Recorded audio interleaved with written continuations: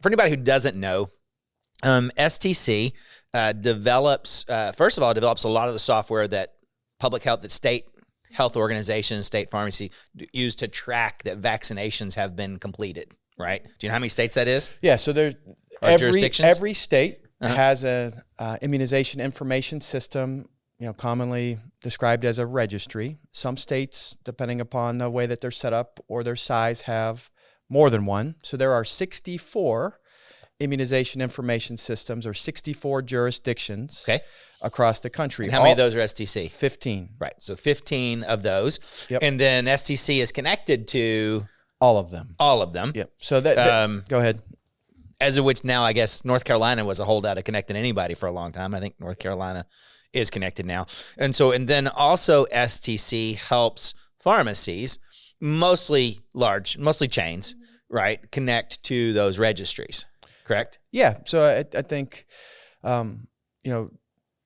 we were the very first immunization registry. I think it was Arizona, say 30 years ago. And over the years, there's been the development of an IIS in every state, some states having multiple jurisdictions.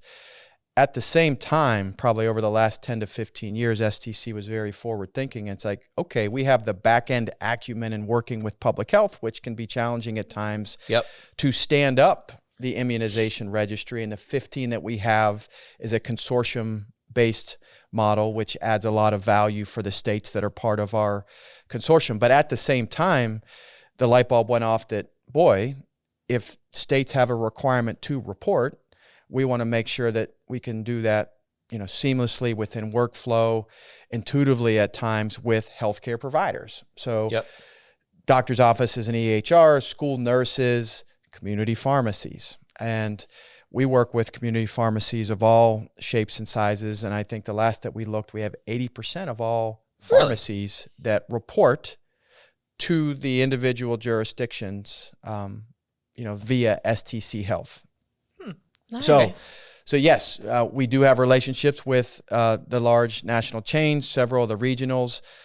Our relationship with Pioneer RX is a very strong one from a channel partner perspective, which allows, really benefits for your pharmacies in that you've developed this great solution within workflow that creates flexibility, but allows us to have access to independent pharmacies via this channel partnership. So there was a time Pioneer was the only independent pharmacy software. Have you added more independents now, or is it mostly? Yeah, there's 2 or 3 more, and that's something that we want to continue to improve on, just to make sure that an independent pharmacy has the same ability to conveniently connect, and check that box of reporting from a compliance perspective. And I think the pandemic and the vaccine response was a catalyst for, the need to report. Yes. Shameless plug there. So if you wanted access to the vaccine, you had to check the box of remote temperature monitoring, reporting administered doses to the IAS, which then we're on a path from that IAS up to the CDC for dose level accountability. So, the more pharmacy management systems we connect to, the more pharmacies that would have the ability to, report conveniently. But that doesn't necessarily, we don't always have control of the user interface, and how it's built. And again, I'm with you guys today at Pioneer RX, but the engine that you have built or we've built together, not surprisingly, is very pharmacist and pharmacy technician minded.